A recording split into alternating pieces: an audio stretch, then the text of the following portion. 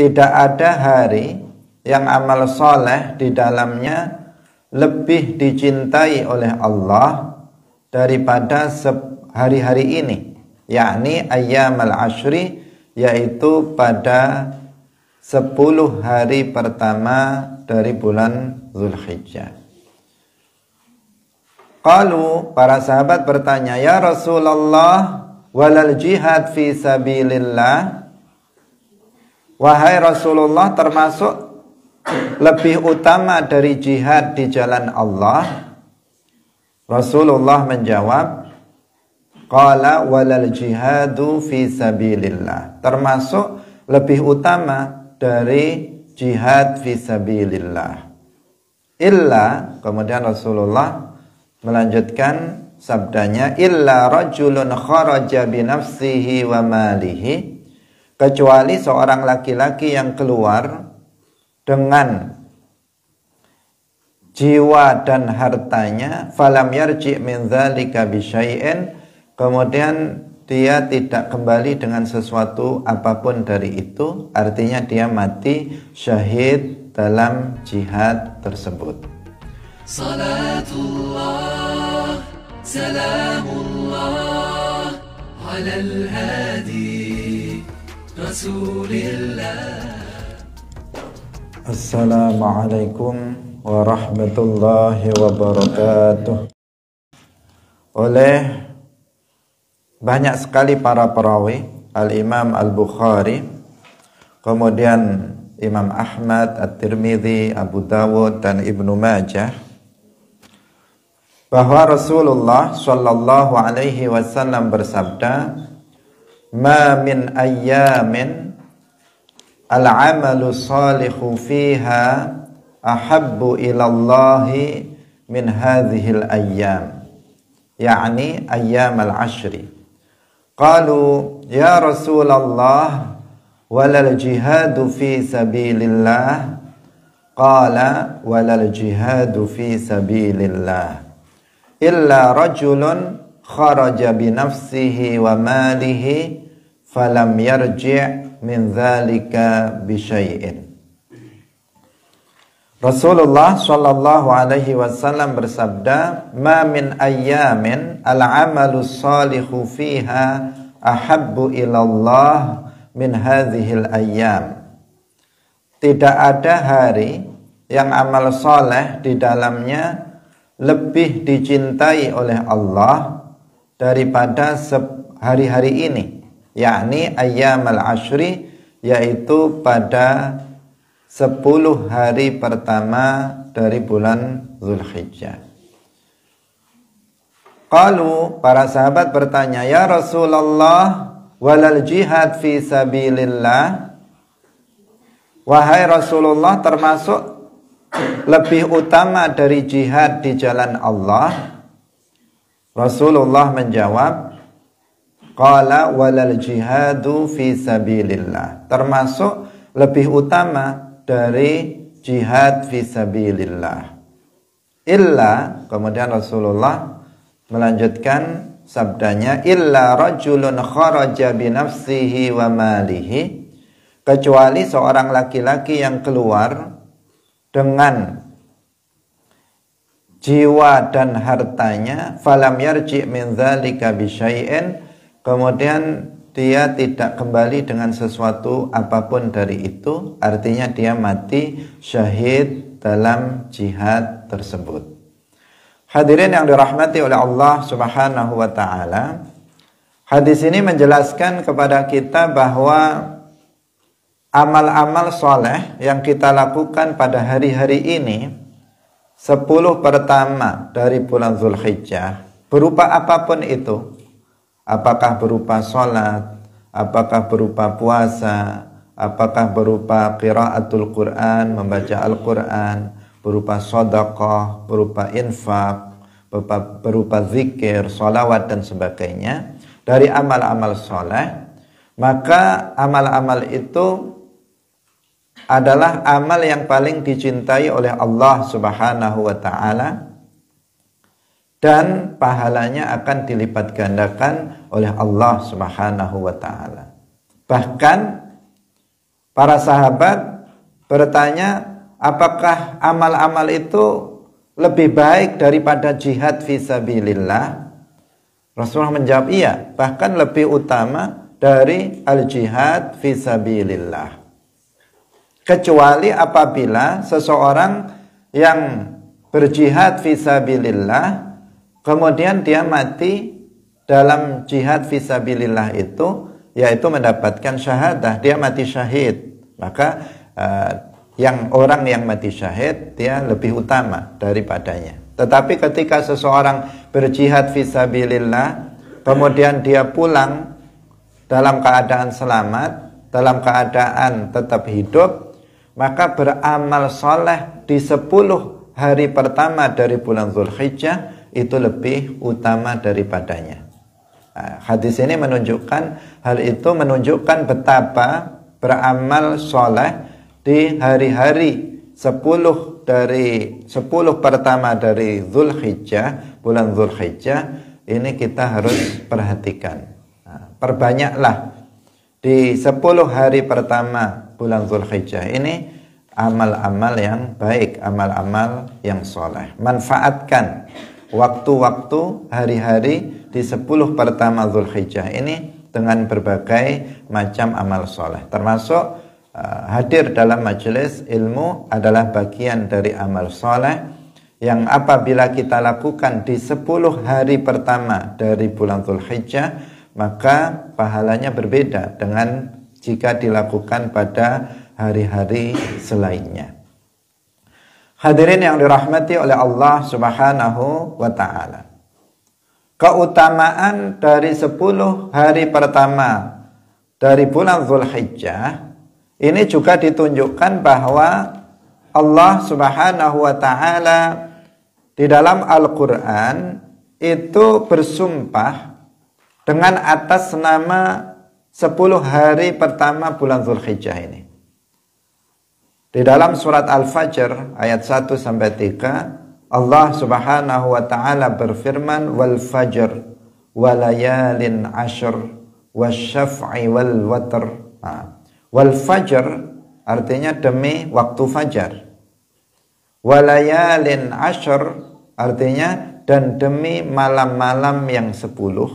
Malam-malam yang 10 ini para ulama tafsir sebagian mereka menafsirkannya yaitu 10 malam pertama dari bulan Dzulhijjah. Wasyaf'i wal watr, asy-syafa' itu genap, al-watr itu ganjil. Asy-syaf'i artinya adalah hari tanggal 10 Dzulhijjah, yaitu pada hari raya Idul Adha atau Yaumun Nahar. Wal watr para ulama menafsirkannya dengan Yaumu Arafah, hari Arafah, yaitu tanggal 9 Dzulhijjah. Jadi jika ada makhluk dijadikan atau Allah Subhanahu wa ta'ala berqasam dengannya, maka menunjukkan bahwa makhluk itu memiliki keutamaan, memiliki kemuliaan. Kita tidak boleh bersumpah dengan selain nama Allah. Kalau kita bersumpah umat Islam, maka kita bersumpahnya wallahi, tallahi, warrahmani, maka dengan nama-nama dan sifat Allah. Itu kalau kita bersumpah. Tetapi Allah Subhanahu wa ta'ala itu bersumpah dengan sebagian makhluk yang Allah kehendaki. Seperti yang disebutkan dalam banyak sekali ayat-ayat Al-Quran. Dan jika Allah bersumpah dengan sebagian makhluk yang Allah kehendaki, maka menunjukkan bahwa makhluk itu memiliki kemuliaan. Allah memuliakannya. Di antaranya adalah ini, wal fajr, demi waktu fajar, yaitu waktu subuh. Kemudian walayalin ashr, dan demi malam-malam yang 10, yakni 10 malam pertama dari bulan Dzulhijjah. Wasyaf'i, demi hari raya Idul Adha. Wal watr, demi hari Arafah. Ini asy-syaf'i wal watr juga bagian dari 10 hari dari 10 hari pertama dari bulan Dzulhijjah. Maka itu semuanya menunjukkan bahwa 10 hari pertama dari bulan Dzulhijjah itu memiliki keutamaan indallah, yang mana beramal di dalamnya itu memiliki keutamaan dan dilipat gandakan pahalanya oleh Allah Subhanahu wa taala. Hadirin yang dirahmati oleh Allah Subhanahu wa taala. Terus apa amal soleh apa yang kita lakukan yang dianjurkan oleh Rasulullah sallallahu alaihi wasallam di 10 hari pertama dari bulan Dzulhijjah ini? Rasulullah sallallahu alaihi wasallam bersabda, "Ma min ayyamin al-'amalu fihinna afdalu min ayyamil ashri."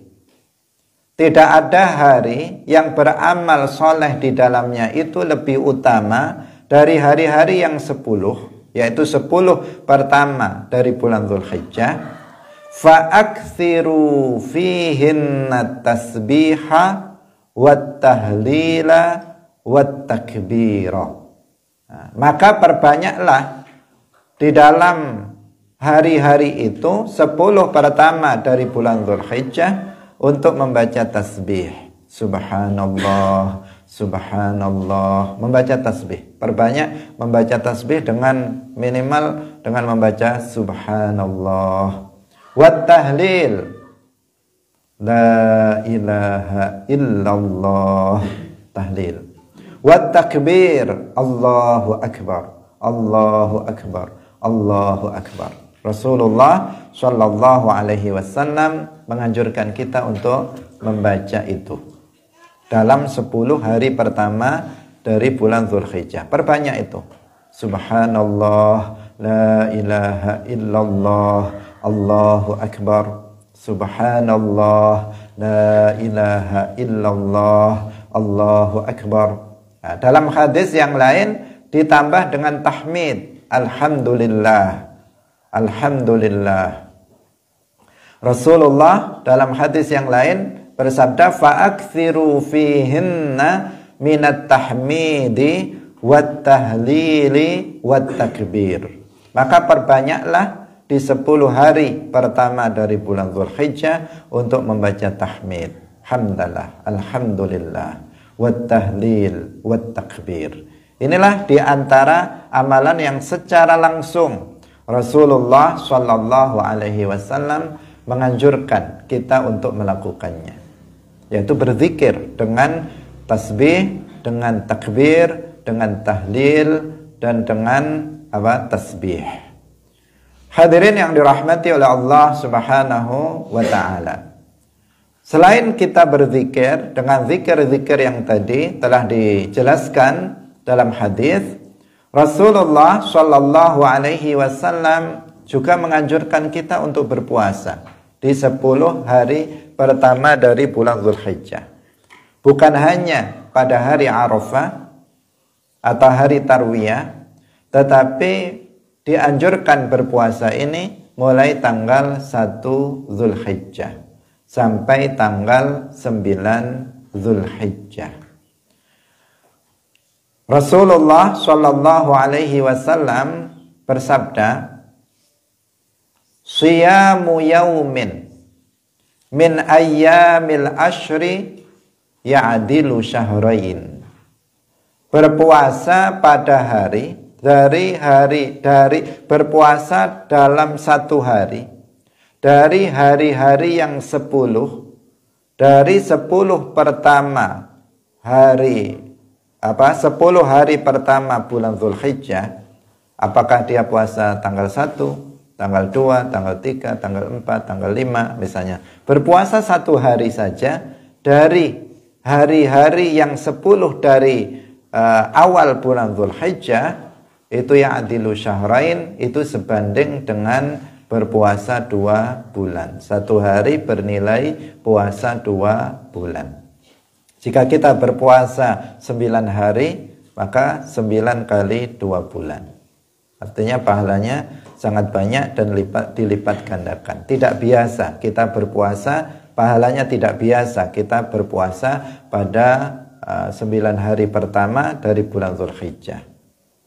Kenapa tidak kita bilang 10? Karena tanggal 10-nya itu diharamkan untuk berpuasa karena tanggal 10 Dzulhijjah adalah Idul Adha. Dari 10 hari pertama di bulan Dzulhijjah, yang lebih ditekankan lagi adalah berpuasa pada hari Arafah. Pada hari Arafah adalah hari tanggal 9 Dzulhijjah. Itu lebih diutamakan dari hari-hari yang lain.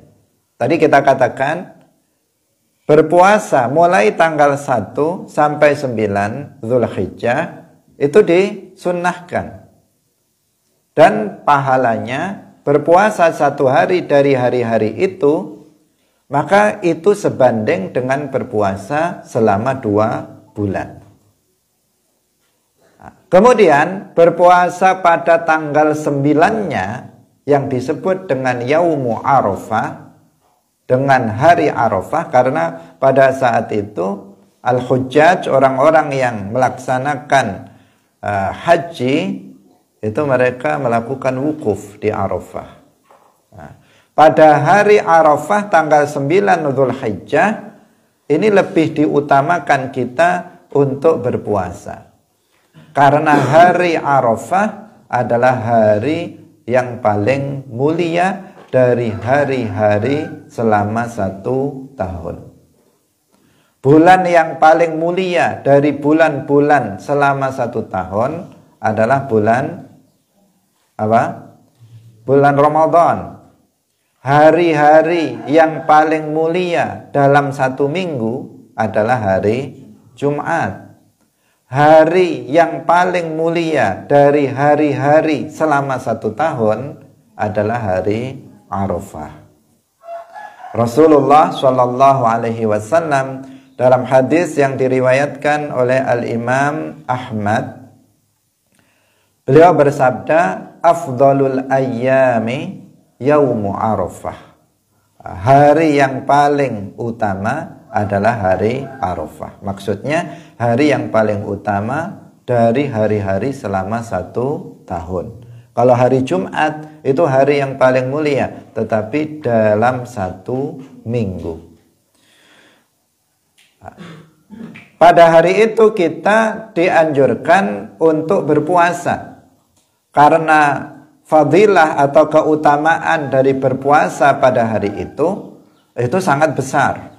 Di antaranya Rasulullah Shallallahu Alaihi Wasallam ketika ditanya tentang keutamaan dari puasa di hari Arafah, beliau mengatakan yukaffiru as-sanatal madiyata wal baqiyata. Puasa Arafah itu bisa menghapus dosa-dosa kecil, maksudnya yang setahun yang telah berlalu, al-madiyah, wal baqiyah, dan dosa-dosa setahun yang akan datang. Belum dilakukan, sudah terhapus dengan puasa 1 hari, yaitu puasa Arafah. Yukaffiru sanatal madiyah, puasa Arafah bisa menghapuskan dosa-dosa kecil yang telah setahun yang telah lewat, dan dosa-dosa kecil setahun yang akan datang. Jadi bisa menghapuskan dosa kecil selama 2 tahun. Maka sangat rugi seandainya kita pada hari Arafah ini kita tidak berpuasa. Kita tentu memiliki banyak sekali dosa. Dosa setiap hari-hari kita banyak melakukan dosa. Maka kesempatan hari Arafah ini kita manfaatkan untuk berpuasa dalam rangka untuk menghapuskan dosa-dosa yang kita lakukan dalam 1 tahun yang lalu dan 1 tahun yang akan datang. Hadirin yang dirahmati oleh Allah Subhanahu wa ta'ala. Jadi puasa dianjurkan mulai awal dari bulan Dzulhijjah lebih utama lagi pada hari tanggal 9 Zulhijjah yang disebut dengan Yaumu Arafah, hari Arafah. Hadirin yang dirahmati oleh Allah Subhanahu wa taala. Kemudian hari Arafah ini memang memiliki keutamaan yang lebih dari hari-hari yang lainnya. Selain yang tadi telah kita sebutkan, pada hari Arafah Allah Subhanahu wa taala membebaskan banyak sekali hambanya dari api neraka. Lebih banyak dari hari-hari selain pada hari Arafah. Pada bulan Ramadan, pada hari-hari yang lain, Allah Subhanahu wa taala membebaskan sebagian orang yang Allah kehendaki dari api neraka. Tetapi pada hari Arafah itu yang terbanyak. Pada hari itu Allah Subhanahu wa taala membebaskan banyak sekali hambanya dari api neraka, lebih banyak dari hari-hari selainnya. Ini berdasarkan hadis yang diriwayatkan oleh Imam Muslim, bahwa Rasulullah Shallallahu Alaihi Wasallam bersabda, "Ma min yaumin aktsara min ayyu'tiqallahu fihi 'abdan." Saya ulangi lagi. Rasulullah bersabda, "Ma min yaumin aktsara min ayyu'tiqallahu fihi 'abdan minan nari min yaumi Arafah." Tidak ada hari yang Allah membebaskan hamba dari neraka sebanyak yang Allah bebaskan pada hari Arafah. Jadi banyak sekali pada hari Arafah, terbanyak yang dibebaskan oleh Allah dari api neraka itu pada hari Arafah. Nah, karena itulah maka hari Arafah menjadi hari yang paling mulia dari hari-hari lainnya selama 1 tahun. Dan pada hari itu iblis laknatullah alaih, asyaitan, yakni iblis, itu paling terhina itu pada hari Arafah. Kenapa? Karena iblis ini mereka tujuan hidup mereka itu kan membawa sebanyak mungkin orang untuk masuk ke dalam neraka. Dia ingin mempengaruhi, menggoda anak Adam, manusia, untuk kemudian kufur, bermaksiat, dan kemudian masuk neraka bersama mereka. Itu adalah misi mereka dalam kehidupan di dunia ini.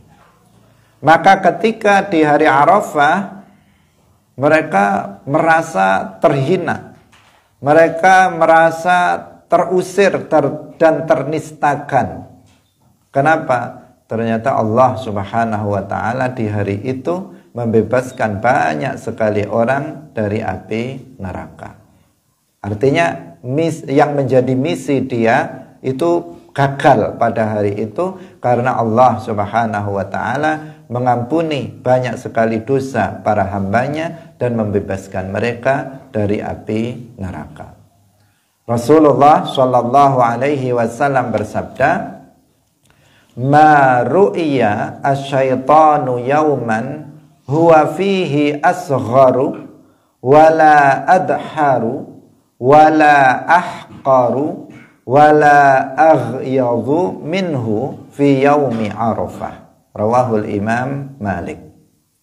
Tidaklah setan itu terlihat lebih terhina, lebih terusir, lebih ternista, dan lebih marah kecuali pada hari Arafah. Artinya iblis itu terlihat sangat marah sekali pada hari Arafah. Terlihat sangat terhina dan ternista pada hari Arafah. Kenapa? Karena Allah Subhanahu wa taala pada hari itu membebaskan banyak sekali manusia dari api neraka, yang itu bertentangan dengan apa yang diinginkan oleh iblis. Hadirin yang dirahmati oleh Allah Subhanahu wa taala, itulah beberapa keutamaan dari hari Arafah, yaitu hari tanggal 9 Zulhijjah. Ini harus kita perhatikan. Dan juga keutamaan dari berpuasa pada hari Arafah. Hadirin rahimakumullah, banyak hadis-hadis yang lain yang mendukung tentang keutamaan dari berpuasa pada hari Arafah. Tetapi hadis yang tadi sudah kita sebutkan itu sudah mewakili tentang keutamaan daripada beramal soleh pada 10 hari pertama dari bulan Dzulhijjah, dan juga berpuasa secara khusus pada 10 hari pertama bulan Dzulhijjah, dan juga berpuasa pada hari Arafah. Kemudian ada satu hal yang perlu kita perhatikan terkait pada hari Arafah ini, bahwa pada hari Arafah kita ini dianjurkan untuk memperbanyak doa. Untuk memperbanyak doa, karena doa pada hari Arafah itu mustajab. Doa pada hari Arafah itu akan dikabulkan oleh Allah Subhanahu wa ta'ala.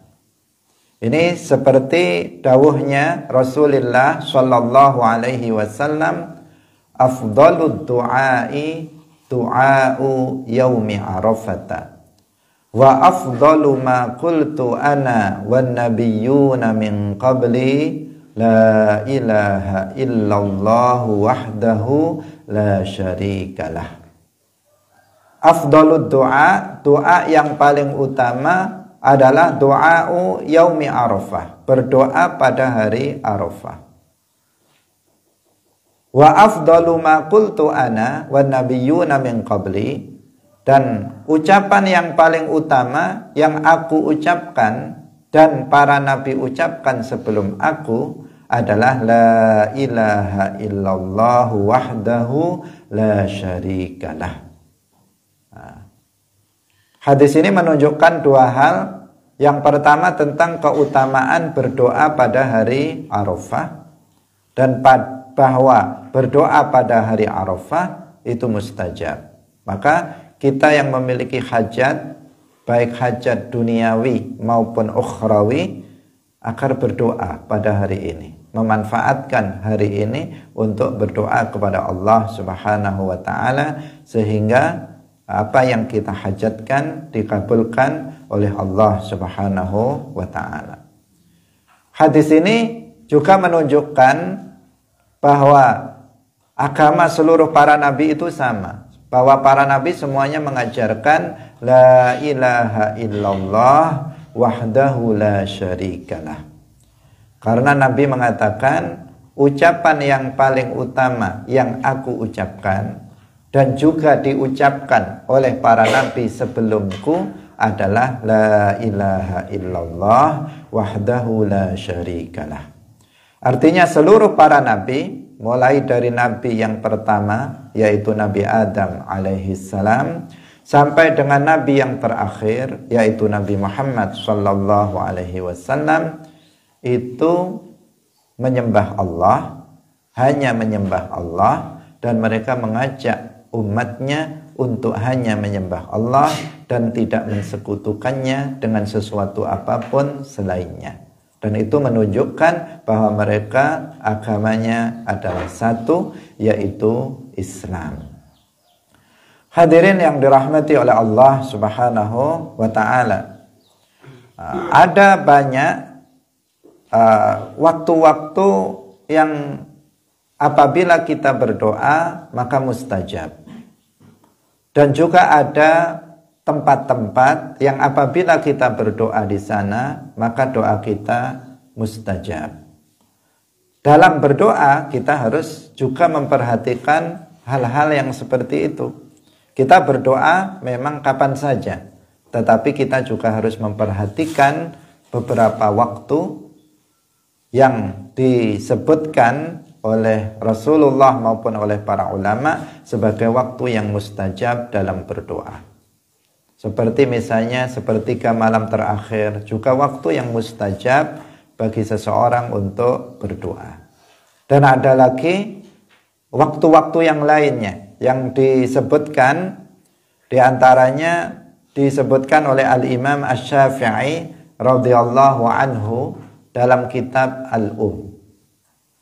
Beliau mengatakan balaghana annahu kana yuqalu inna du'a yustajabu fi khamsi layalin. Sesungguhnya doa itu dikabulkan dalam 5 malam. Yang pertama fi lailatil jumu'ati. Doa dikabulkan pada malam Jumat. Yang kedua walailatil adha, yaitu pada malam Idul Adha. Nanti ketika malam hari raya, maka kita berdoa kepada Allah karena waktu itu adalah juga waktu yang mustajab. Walailatil fitri, dan pada malam hari raya Idul Fitri. Wa awwali lailatin min Rajabin, dan pada awal malam tanggal 1 Rajab. Itu juga waktu yang mustajab untuk berdoa.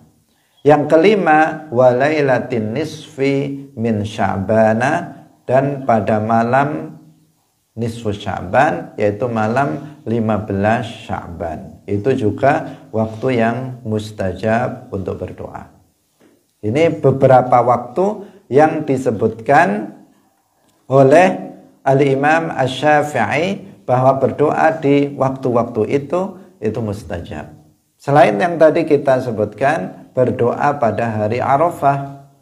Berdoa pada hari Arafah disebut oleh Nabi sebagai afdhalud doa, doa yang paling utama yang dipanjatkan di hari Arafah. Karena itu selama 1 hari, dari mulai pagi sampai maghrib, itu kita manfaatkan untuk berdoa kepada Allah atas hajat-hajat kita yang ada, yang kita miliki pada hari Arafah. Selain kita berpuasa pada hari itu. Selain juga yang tadi sudah kita sebutkan, yaitu berdoa pada sepertiga terakhir dari malam.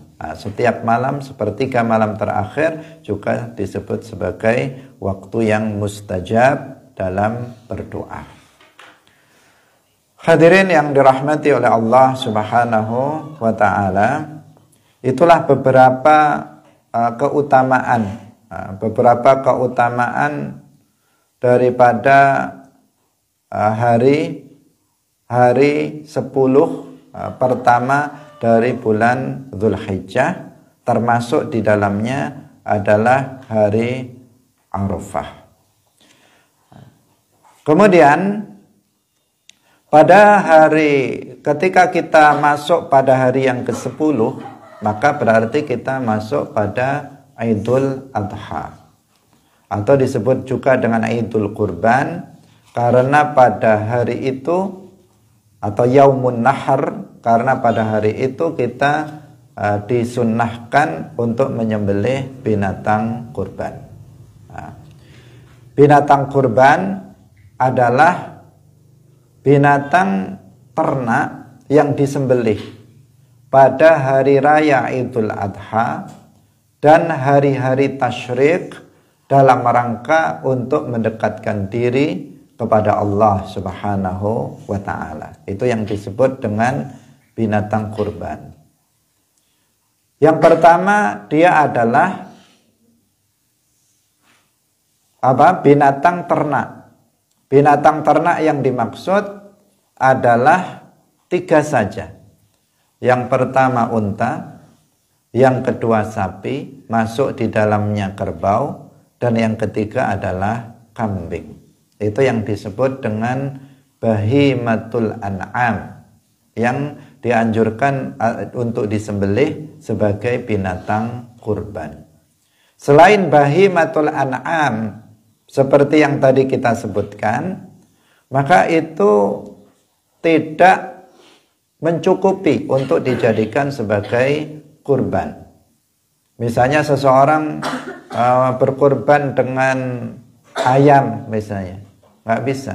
Oh, saya nggak mampu kurban dengan kambing, maka saya berkorban dengan ayam 5 ekor. Tidak cukup.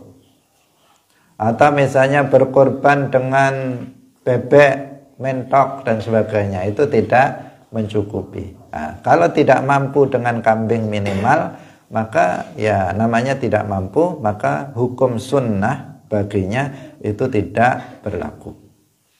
Jadi harus dengan unta. Unta umurnya 5 tahun, masuk 6 tahun. Yang kedua adalah sapi, yaitu umurnya 2 tahun, masuk 3 tahun. Kemudian kambing itu ada 2. Ada kambing gibas yang bulunya tebal, biasanya warnanya putih, itu umurnya 1 tahun. Atau sudah poel, gigi depannya sudah tanggal.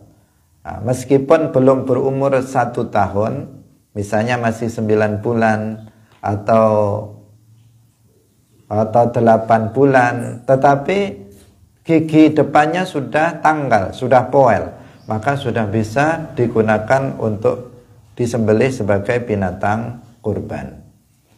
Nah, sedangkan kambing Jawa atau kambing kacangan yang tipis kulitnya itu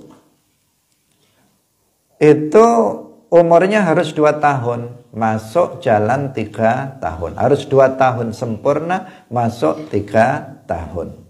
Kalau kurang dari itu umurnya, maka tidak mencukupi. Apabila seseorang memaksakannya, pokoknya besar badannya, layak untuk disembelih, maka disembelih meskipun umurnya masih 1,5 tahun misalnya, atau 2 tahun kurang sebulan misalnya, dia tahu persis itu, maka tidak mencukupi dan tidak sah, kurbannya tidak sah. Karena itu ketentuan itu harus harus diperhatikan oleh orang yang berkurban. Hadirin rahimakumullah. Kemudian hukum dari berkurban itu adalah sunnah muakkadah. Sebelumnya tadi kita katakan bahwa binatang kurban itu disembelih pada hari raya, berarti tanggal berapa? 10 Dzulhijjah, hari raya Idul Adha 10 Dzulhijjah, dan pada hari-hari tasyrik. Hari-hari tasyrik adalah 3 hari setelah Idul Adha, yaitu tanggal 11, 12, dan 13 Dzulhijjah. Berarti waktu penyembelihan binatang kurban itu adalah 4 hari, yaitu tanggal 10, tanggal 11, tanggal 12, dan tanggal 13 Dzulhijjah. Bukan hanya 1 hari. Nah, karena sebagian ada yang kurang memahaminya sehingga dia menyembelihnya 1 hari dengan memaksakan diri karena jumlah binatang kurbannya sangat banyak. Kemudian sampai malam-malam disembelih misalnya. Tidak.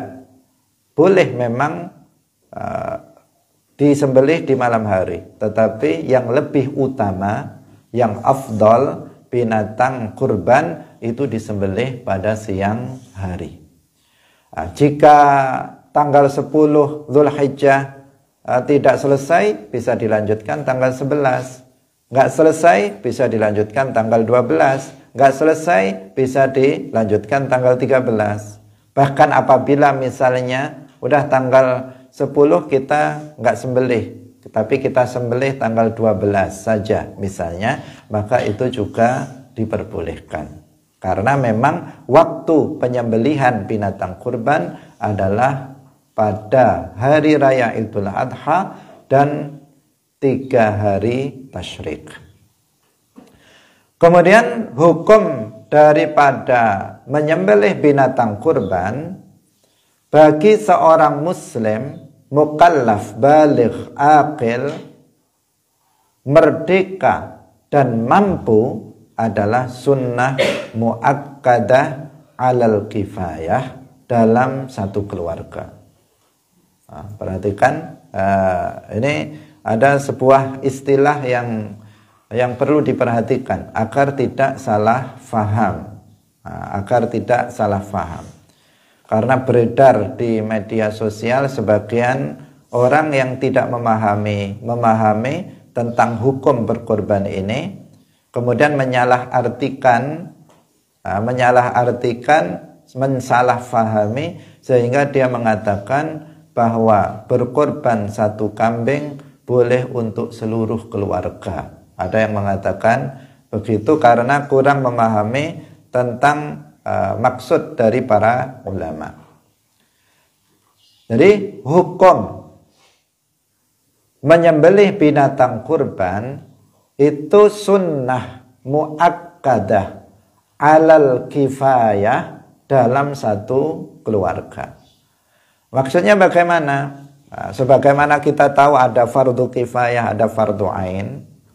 Fardu ain itu artinya setiap orang wajib untuk melakukannya. Jika dia tidak melakukannya, maka dia berdosa. Itu fardu ain.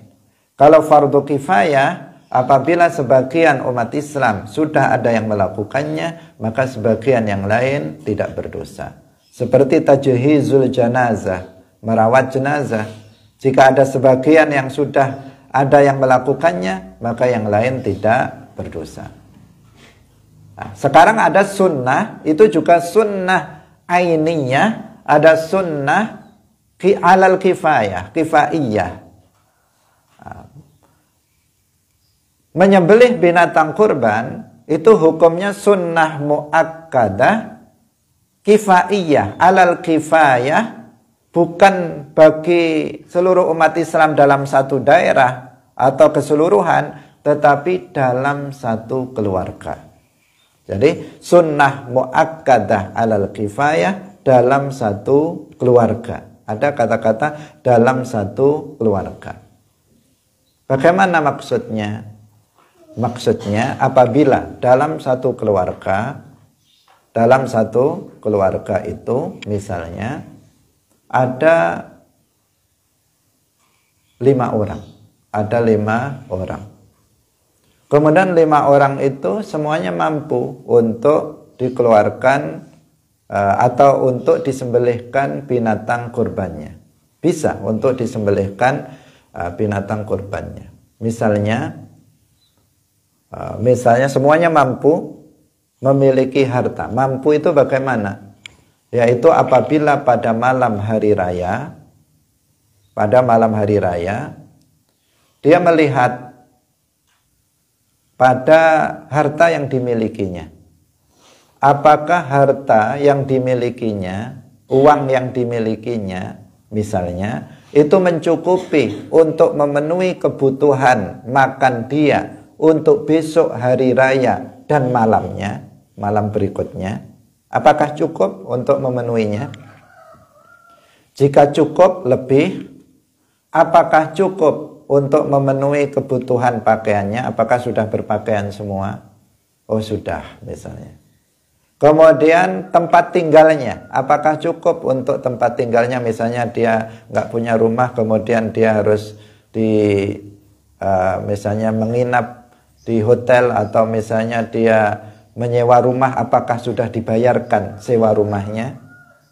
Nah, kalau misalnya semuanya sudah terpenuhi, kebutuhan makan, tempat tinggal, pakaian sudah terpenuhi, kemudian uangnya masih lebih dan cukup untuk membeli binatang ternak untuk berkurban, maka berarti dia mampu untuk berkurban. Berarti dia mampu untuk berkurban. Uangnya cukup atau uangnya misalnya masih lebih dari memenuhi kebutuhan itu, lebih 3 juta. Oh, berarti 3 juta ini bisa untuk beli kambing. Berarti dia mampu untuk berkorban 1 ekor kambing. Ternyata lebihannya, kalau misalnya dia 1 ekor kambing, kemudian dia keluarkan atas nama misalnya atas nama ayahnya satu orang, maka di sini hukum sunnah muakkadah itu sudah terlepas dari semua anggota keluarga, tidak ada kemakruhan bagi semua anggota keluarga. Untuk satu orang, tetapi hukum sunnah muakkadah sudah terlepas dari seluruh anggota keluarga. Atau misalnya uangnya tersisa ada 100 juta. Sedikit atau banyak? Ya, sedikit bagi orang kaya, banyak bagi orang miskin, kayak gitu. Jadi 100 juta. Ini membeli sapi 5 masih cukup. Apalagi kalau beli kambing. Misalnya anggota keluarga 5 ini belikan kambing satu-satu untuk kurban, masih mencukupi. Nah, tapi dia hanya beli 1 kambing saja, diatasnamakan misalnya anaknya yang pertama. Maka ini sudah mencukupi. Mencukupi artinya bukan mencukupi untuk seluruh anggota keluarga, tapi mencukupi untuk menggugurkan hukum hukum sunnah muakkadah. Tidak ada lagi kemakruhan, karena kalau tidak dijalankan, mampu kok tidak menjalankan, maka kan jatuh hukum makruh. Nah, kalau sudah dikeluarkan satu anggota keluarga sudah ada yang menyembelih binatang kurban, maka hukum makruh ini lepas dari seluruh anggota keluarga. Itu maksudnya. Nah, bukan satu itu mencukupi untuk seluruh anggota keluarga. Bukan 1 kambing mencukupi untuk seluruh anggota keluarga sebanyak apapun anggota keluarganya. Tetapi 1 ekor kambing disembelih diatasnamakan 1 orang, itu cukup untuk menggugurkan hukum sunnah muakkadah dan menghilangkan hukum makruh dari seluruh anggota keluarga. Maksudnya seperti itu. Nah, kalau yang disembelih itu 1 ekor kambing, ya hanya bisa diatasnamakan 1 orang. Dan yang mendapatkan pahala ya 1 orang itu, bukan semua anggota keluarga. Kalau dia unta atau sapi, maka itu untuk 7 orang. Yang bisa diatasnamakan 7 orang, yang mendapatkan pahala adalah 7 orang itu. Nah, tetapi jika dalam 1 keluarga sudah ada 1 yang menyembelih binatang kurban, maka hukum makruh lepas dari semua anggota keluarga. Karena ini adalah salah satu, berkurban adalah salah satu dari syiar min sya'airil Islam. Nah, sehingga setiap tahun dalam sebuah keluarga, jika dia mampu untuk menyembelih binatang kurban, maka disunnahkan dia untuk menyembelih binatang kurban. Nah, bisa dipahami ya. Hadirin yang dirahmati oleh Allah Subhanahu wa ta'ala. Kemudian disunnahkan bagi orang yang akan menyembelih binatang kurban untuk tidak memotong kuku atau mencukur atau memotong rambutnya. Disunnahkan. Dimakruhkan untuk, kalau disunnahkan untuk tidak memotong, berarti disunnahkan untuk atau bukan begitu ya, atau dimakruhkan. Tadi disunnahkan, sekarang dimakruhkan untuk memotong kuku, memotong rambut mulai dari tanggal 1 Dzulhijjah sampai waktu menyembelih binatang kurbannya. Nah, jadi larangan yang ada dalam hadis Rasulullah Shallallahu Alaihi Wasallam untuk memotong rambut atau kuku mulai tanggal 1 Dzulhijjah sampai penyembelihan binatang kurban itu adalah larangan makruh, bukan larangan haram. Nah, karena yang beredar dalam medsos disebutkan bahwa haram bagi seseorang yang berkorban untuk mencukur dan memotong kuku dari mulai tanggal 1 sampai menyembelih binatang kurban. Yang benar bagaimana? Makruh. Makruh hukumnya bagi orang yang berkorban, bukan bagi semua orang. Kalau kamu nggak korban, cuman korban perasaan saja, maka nggak apa-apa, potong kuku, potong rambut, nggak masalah. Nah, yang makruh itu adalah bagi orang yang berkorban. Misalnya saya ini mau berkorban nanti pada hari raya Idul Adha. Mulai sekarang saya makruh untuk memotong atau mencukur rambut. Tapi jika dilakukan tidak berdosa. Makruh hukumnya, kalau dilakukan dia tidak berdosa, sebaiknya dia tidak melakukannya karena makruh. Nah, disunnahkan untuk tidak melakukannya, tidak memotong kuku atau memotong rambut. Nah, ini perlu untuk dijelaskan karena ada yang mensalahfahami ini. Dia mengambil hadis Rasulullah Shallallahu Alaihi Wasallam, kemudian dia tidak melihat bagaimana para ulama menjelaskan hadis ini. Nggak bisa, kalau kita memahami hadis, maka kita harus memahaminya berdasarkan pemahaman dari para ulama. Insya Allah akan kita lanjutkan besok tentang bagaimana penyembelihan binatang kurban dan bagaimana pembagiannya, pembagian daging binatang kurban. Insyaallah. Barakallahu fikum wallahul muwaffiq ila aqwamit thariq. Wassalamualaikum warahmatullahi wabarakatuh.